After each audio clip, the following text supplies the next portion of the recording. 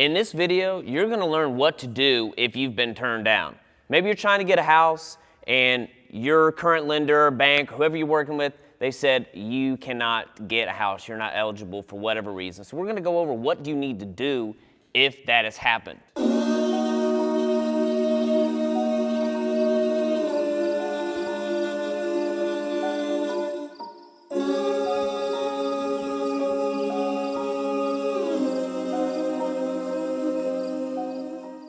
All right, so the first thing you need to know is what's on your credit report. You need to get a copy of it. So wherever you went to get whether you applied for a mortgage or you went online, wherever you go, ask for a copy. If you got turned down, from a particular bank, maybe they have policies in place where they don't allow you to see your credit report.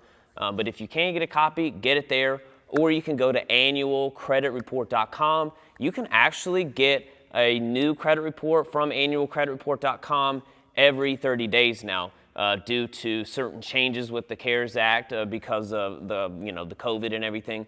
But just go on there, you can get a copy. They won't have your exact numbers, but the information will be the same as what like a mortgage lender or a bank will be looking at. So get a copy of that because then you can start taking action. All right, the next thing is you want to then dispute anything that looks suspicious. You can do this yourself. There are consumer protection laws in this country, the Fair Credit Reporting Act, the Fair Debt Collections Practices Act. So you can go through yourself and dispute anything that looks suspicious. I've made tons of other videos about that. Link in the bio, or link in the description rather, for a free template letter you can use to just plug and play your information on what to do, and you can actually send these dispute letters out yourself. But it's as simple as taking that information that's on the credit report, whatever that information is, putting it into that dispute letter, and you're basically saying, hey, credit bureaus, you're gonna mail it to the credit bureaus.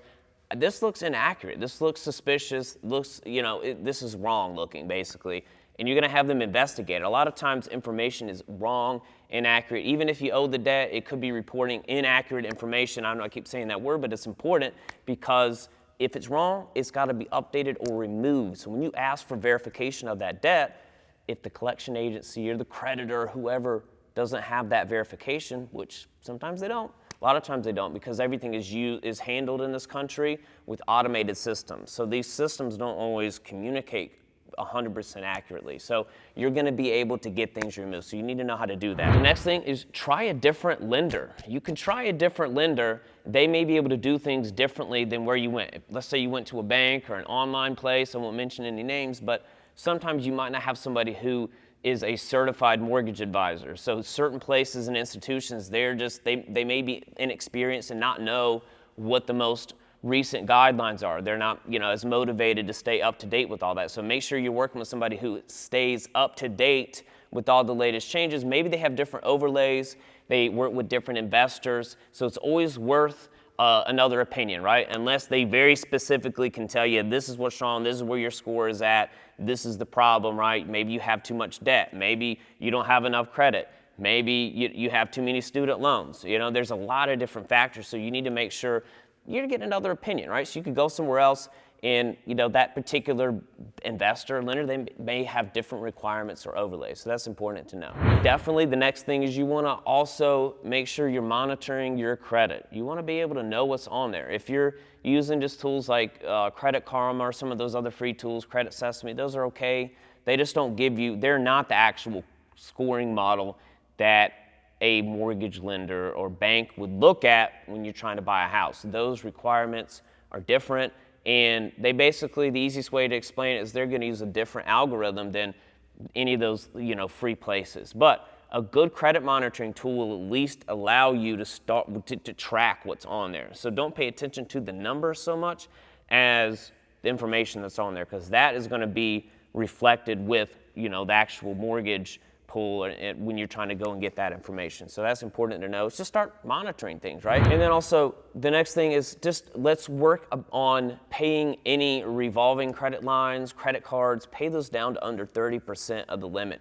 So your credit score is a combination of a bunch of different factors. So if you've been turned down, it's probably because there's several factors going on with your scenario that are just not going to fit into those parameters for, say, an FHA or a conventional or whatever loan you're trying to get.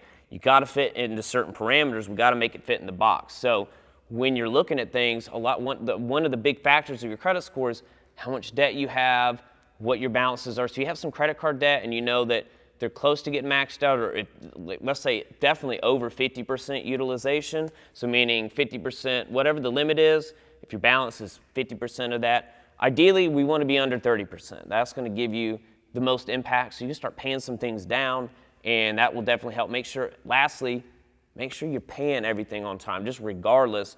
Any open loan, installment loan, keep those accounts open and in good standing. Obviously, keep paying things on time. So a lot of time, if you get just one 30-day late payment, that's not bad in and of itself, but you start getting, 2 or 60-day late payment now, that impact of those late payments can stay on your credit for a couple years. So it could take like 3 years for a 60-day late payment to just, kind of not drop off, but just where there's not an impact. So just make sure you're paying things on time, because that's obviously gonna, have a huge impact with your credit score. So if you have any other questions, or if you've struggled and maybe you've gotten turned down, we'd love to give you a second opinion.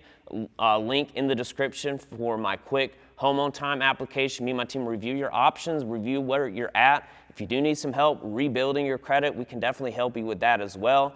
We do all that here in-house. We'd love to be able to help you. So just let us know how. We'll see you in the next video. Hey, so if you like this video, just make sure you subscribe to my channel here. And if you want more behind the scenes information, you want to follow a little bit more of what I do, I'm helping people buy houses, get their credit fixed, and also spreading information through music, spreading feelings and value through music. So be sure to follow me on Instagram at Dylan J. Bartram, and I'll see you on the next video.